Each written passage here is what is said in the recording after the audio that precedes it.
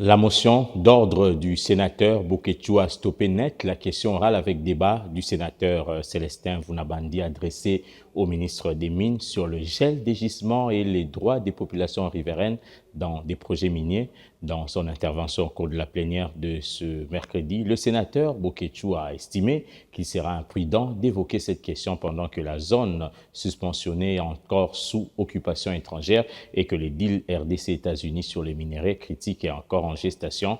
À l'unanimité, la plénière a voté pour cette motion. Les sénateurs ont également, au cours de cette plénière, validé les mandats de leurs collègues des provinces du Kwilu et du Nord-Ubangi et des quelques suppléants dont les titulaires ont été nommés à des fonctions incompatibles à celles des sénateurs.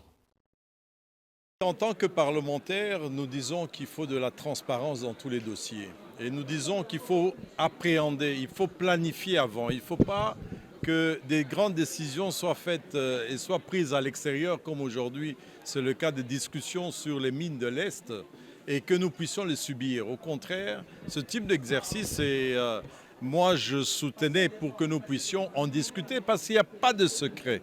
Depuis l'époque coloniale, Tervuren, toutes ces sociétés, Sakima, Sokimo, etc., les informations sur les minerais qui y sont contenus sont connues.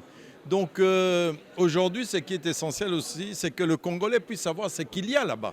Pourquoi est-ce qu'il y a justement toutes ces batailles autour de ces mines? Et écarter une question comme ça, je crois que ça a été une erreur que notre Chambre a fait et que cela mérite plutôt qu'il puisse y avoir d'autres occasions pour que la question soit non seulement débattue, ce n'est pas une question, une interpellation ou quoi, c'est une question de connaissance sur les capacités du Congo